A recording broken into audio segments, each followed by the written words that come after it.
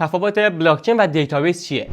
داخل پست قبلی فهمیدیم که بلاکچین محلی برای ذخیره اطلاعاته و سوالی که پیش میاد تفاوتش با دیتابیسه. داخل پرانتز برای کسایی که نمیدونن داده و دیتا یا دیتابیس و پایگاه داده چیه، بریم که یه مثال بزنیم.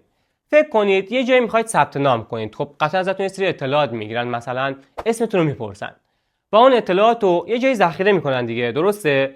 به اون اطلاعاتی که از شما گرفتن میگن داده و دیتا و به جایی که ذخیرهش میکنن میگن دیتابیس و پایگاه داده. خب بلاکچین دیتابیس هر دوتاشون اطلاعات رو ذخیره میکنن، درسته، ولی با یه تفاوت بزرگ. بلاکچین اطلاعات رو به صورت غیر متمرکز و دیتابیس اطلاعات رو به صورت متمرکز ذخیره میکنه. خب یعنی چی؟ بیایم تو دنیای واقعی.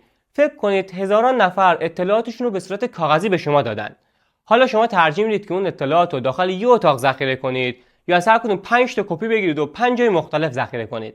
قطعا روش دوم رو ترجیح میدید. چرا؟ چون امنیتش بیشتره و خطرات احتمالی مثل آتش سوزی، سرقت و هزاران داستان دیگر رو به شدت کاهش میده. و این یعنی ذخیره اطلاعات به صورت غیر متمرکز و تفاوت اصلی بلاکچین و دیتابیس دقیقاً همینجا. ما الان میدونیم